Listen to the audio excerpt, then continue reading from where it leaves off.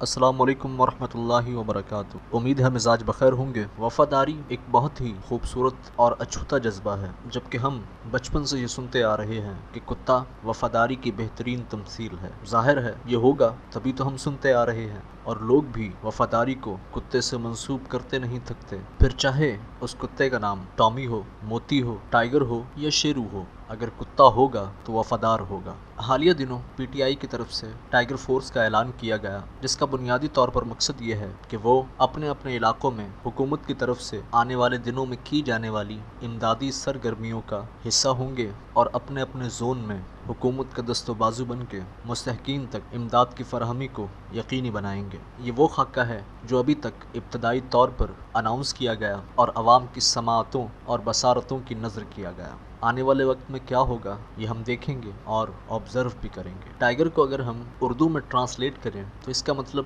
شیر نکلتا ہے، جبکہ یہ محض اتفاق ہی ہوگا، گو کہ میں حسن ظن کا قائل ہوں کہ خان صاحب کے کتے کا نام بھی شیرو ہے، اور یقینی طور پر یہ لا علمی یا سہون نام دیا گیا ہوگا، ورنہ ان کا مقصد قطعی طور پہ اپنے سپورٹرز کو شیرو کہنا نہیں ہوگا۔ باقی اگر ہم پی ٹی آئی سپورٹرز کے اخلاقی مورال اور مینٹلٹی کی اپروچ کا جائزہ لیں، تب تو یہ بات یقینی ہو جاتی ہے کہ یہ واقعتاً شیرو ہی کی طرح ہیں، جو کہ اپنے مالک کے بڑے وفادار ہیں۔ یہ اپنے مالک کے خلاف نہ تو کوئی بات سن سکتے ہیں اور نہ ہی انہیں ہضم ہوتی ہے۔ اگر انہیں کچھ آتا ہے تو صرف اور صرف اپنے مالک کا دفاع کرنا، خواہ اس مد میں انہیں ان کی مخالفت میں بات کرنے والے کو بھونکتے بھونکتے ہوئے کاٹنا ہی کیوں نہ پڑ جائے۔ لیکن جو حقیقی بات ہے وہ یہ ہے کہ یہ پی ٹی آئی کے ورکرز جو تحریک انصاف کے ٹائیگرز بنے ہوئے ہیں اور اب ٹائیگر فورس میں بھی شمولیت اختیار کریں گے، ان کی حیثیت، وقت اور اپروچ شیرو کے ایک وقت کے کھانے تک کو نہیں پہنچ سکتی۔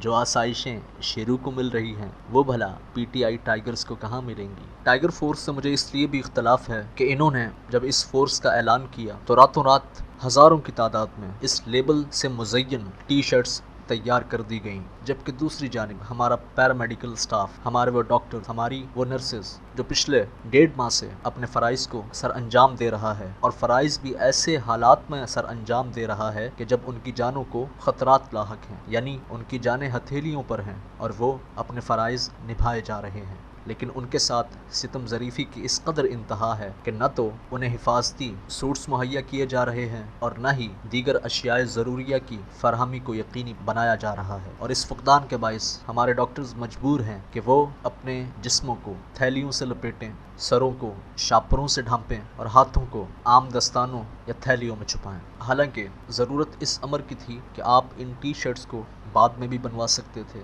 کہ انہیں تمام تر حفاظتی آلات کی فراہمی یقینی بنائی جاتی، اور اس کے بعد حکومت کی پبلسٹی اور ایڈورٹائزمنٹ کے لیے ٹی شرٹس کو بنوایا جاتا۔ لیکن مسئلہ یہاں پر سارا اپنے مفاد کا ہے۔ جو صاحب عوام کے پیسے سے عوام کی فلاح و بہبود کا نام لے کر عوام کے لیے ادارہ بنانے کا اعلان کر کے ادارہ بناتے ہیں، اور جب وہ ادارہ بن جاتا ہے تو اسی غریب عوام کی چمڑی ادھیڑنے کا کوئی موقع ہاتھ سے نہیں جانے دیتے۔ ڈینگی کا مرض جو کہ نون لیگ کی حکومت میں آیا، تب بھی آج کے وزیر اعظم خان صاحب نے اپنے اسپتال شوکت خانم میں اس کے ٹیسٹ کی قیمت ہوش ربا رکھی، اور آج جب یہ حکومت میں ہیں، جب یہ عوامی نمائندے ہیں، جب یہ عوام کے خدمتگار ہونے کا دعویٰ کرتے ہیں، جب یہ ان کے درد میں چیخنے کی دہائیاں دیتے ہیں، تب بھی پورے پاکستان میں سب سے مہنگا کرونا وائرس کا ٹیسٹ انہی کے ہاسپٹل میں کیا جا رہا ہے۔ سوال یہ ہے کہ اگر عوام سے پیسہ لے کر ادارہ بنا کر پھر بھی اگر عوام سے علاج کے پیسے لینے ہیں تو یہ کوئی خدمت تو نہ ہوئی